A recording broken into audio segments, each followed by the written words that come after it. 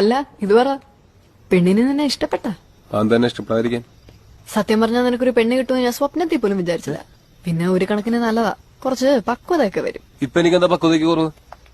കുറവൊന്നുമില്ല, പക്ഷേ പക്ഷേ ഒന്നുമില്ല, അത് വിട്. മധു, നിനക്ക് എന്നോട് എന്തെങ്കിലും പറയാനുണ്ടെങ്കിൽ എന്റെ മുഖത്ത് നോക്കി പറയണം, ചുമ്മാ വളച്ചേട്ടരുത്. അത് തന്നെ എനിക്കും പറയുള്ളൂ. ഞാൻ നിന്നോട് എന്താ വളച്ചേട്ടി പറഞ്ഞിട്ടുള്ളത്? കിടന്നലറാതെ.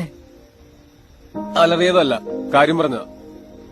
എന്റെ ബി പി കൂട്ടണ്ട, ഞാൻ വെറുതെ പറഞ്ഞതാ. എന്ത് വെറുതെ പറഞ്ഞാന്ന്? എന്റെ പൊന്നോ, ചെക്കൻ കാണാൻ വരുന്നുണ്ടെന്നൊക്കെ പറഞ്ഞ വെറുതെയാന്ന്. എന്തിന്? ഞാനും അങ്ങനെ പലതും പറയും. പിന്നെ എനിക്ക് ആരോട് ഇഷ്ടം തോന്നിയിട്ടില്ലെന്ന് പറഞ്ഞില്ലേ, അത് ഞാൻ ചുമ്മാ പറഞ്ഞതാ.